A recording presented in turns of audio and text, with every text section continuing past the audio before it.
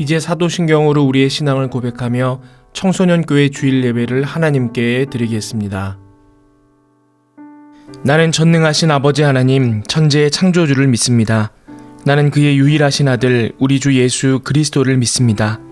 그는 성령으로 잉태되어 동정녀 마리아에게서 나시고 본디오 빌라도에게 고난을 받아 십자가에 못 박혀 죽으시고 장사된 지 사흘 만에 죽은 자 가운데서 다시 살아나셨으며 하늘에 오르시어 전능하신 아버지 하나님 우편에 앉아 계시다가 거기로부터 살아있는 자와 죽은 자를 심판하러 오십니다.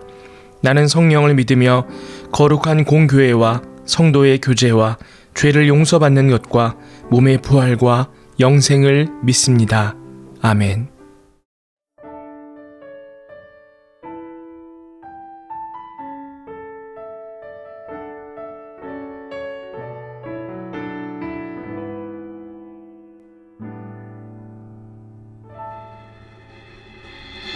잃어버린 나의 눈물을 찾게 하소서. 꺼져만 가는 열정을 다시 태우소서. 주님과의 첫사랑을 회복시키소서.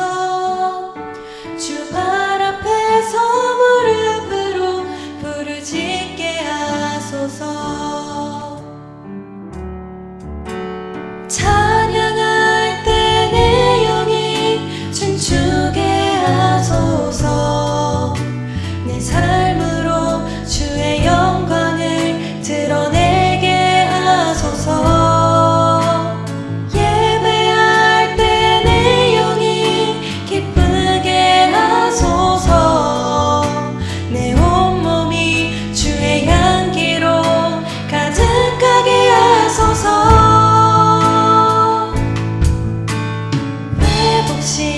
회복시키소서. 상한 나의 마음을 주님 앞에 정결하게 일어설 수 있도록 회복시키소서. 지친 나의 모습을 주님 앞에 정결하게 나아갈 수 있도록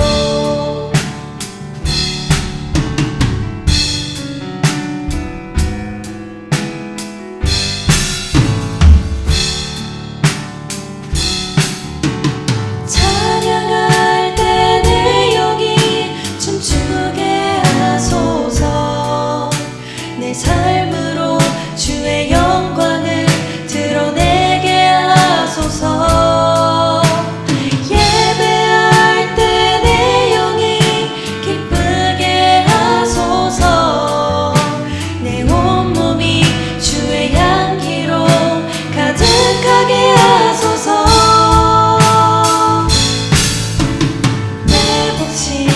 회복시키소서. 상한 나의 마음을 주님 앞에 정결하게 일어설 수 있도록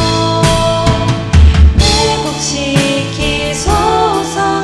지친 나의 모습을 주님 앞에 정결하게 나아갈 수 있도록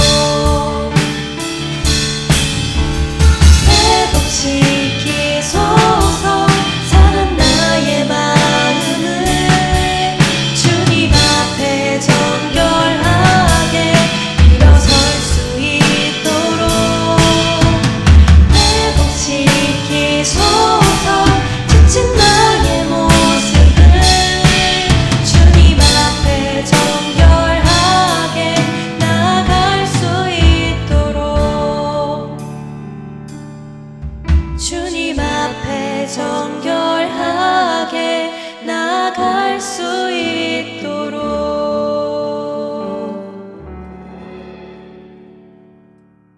오늘 우리에게 주신 하나님의 말씀은 구약성경 시편 105편 1절부터 4절까지의 말씀입니다.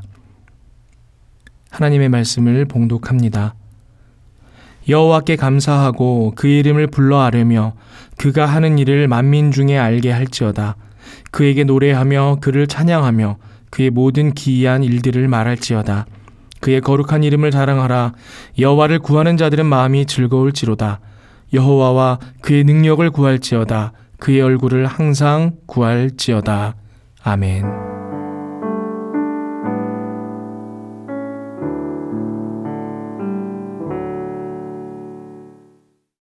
오늘은 시편 105편 1절에서 4절까지의 말씀을 통해 찬양의 능력이라는 제목으로 하나님 말씀 함께 나누도록 하겠습니다.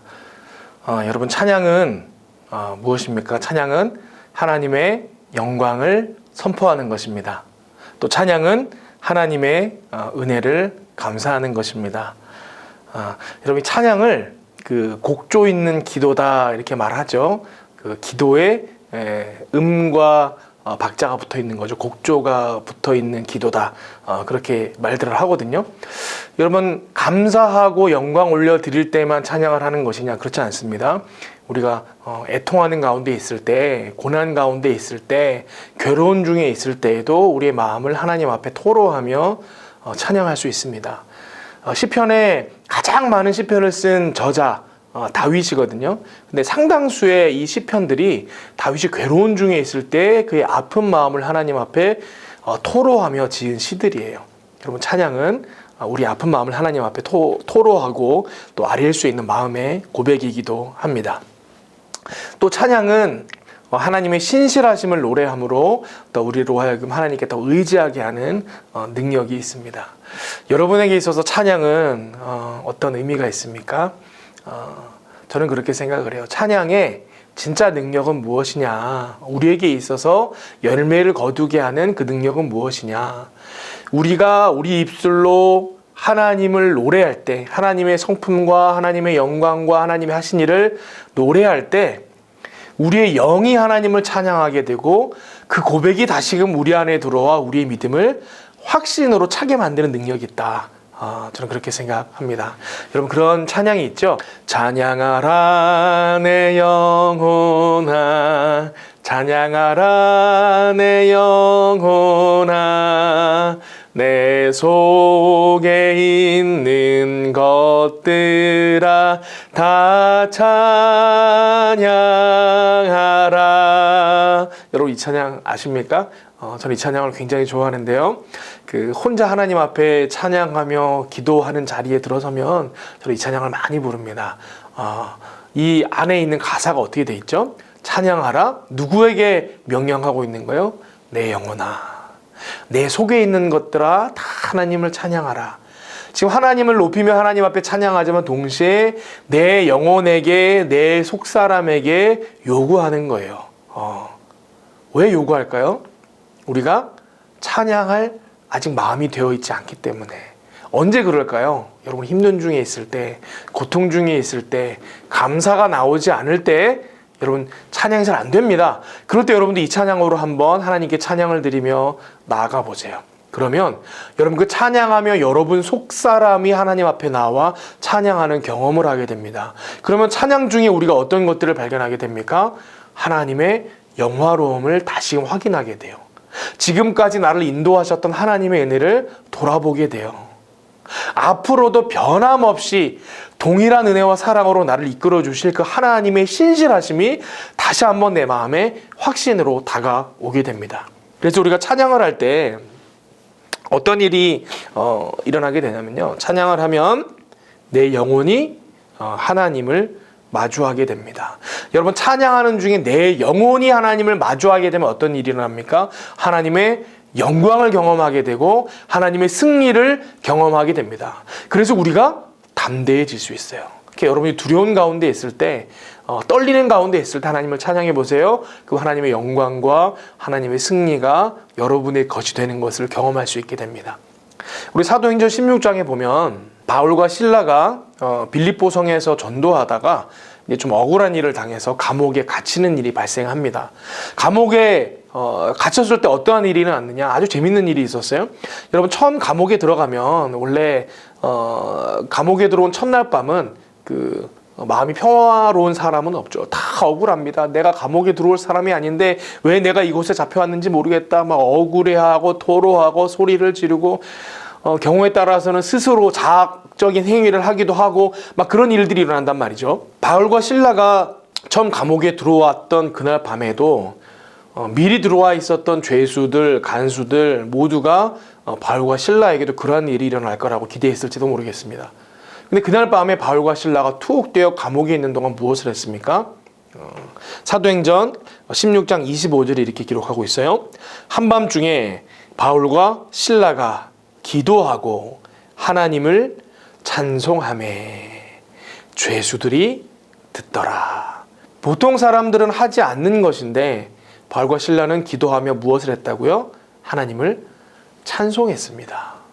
여러분, 바울과 실라가 그곳에서, 여러분, 바울과 실라라고 해서 억울하지 않았겠어요? 바울과 실라라고 해서 두렵지 않았겠어요? 억울하고 두려운 마음이 있었겠죠. 그러나 그 가운데 무엇을 했습니까? 하나님을 찬양했다라는 거예요. 여러분, 하나님을 찬양하면 하나님의 영광을 다시금 바라볼 수 있게 됩니다. 하나님을 찬양하죠. 하나님의 승리가 내 것이 됨을 다시 한번 확신할 수 있게 됩니다. 찬양을 하면 할수록 담대해지는 거예요. 그날 밤에 이 바울과 실라는 담대하게 그날을 보낼 수 있었습니다. 그랬더니 이 장면이 얼마나 신기했던지, 도저히 하나님을 모르는, 찬양의 능력을 모르는 일반인들 사이에서는 이 장면이 얼마나 신기했던지 본문이 뭐라고 기록하고 있습니까? 죄수들이 듣더라. 여러분, 소리가 났으니까 당연히 귀에 들렸겠죠. 그런데 그런 당연한 이야기가 아니기 때문에 기록을 한 거예요. 죄수들이 듣더라. 무슨 말이에요? 유심히 들었다라는 거예요. 저 사람들 도대체 뭐지? 저 사람들은 뭔데 저기서 감사하고 찬양할 수 있지? 저렇게 담대할 수 있지? 여러분, 믿음의 사람의 이 담대한 능력이 어디서 나옵니까? 찬양에서 비롯된다라는 거예요.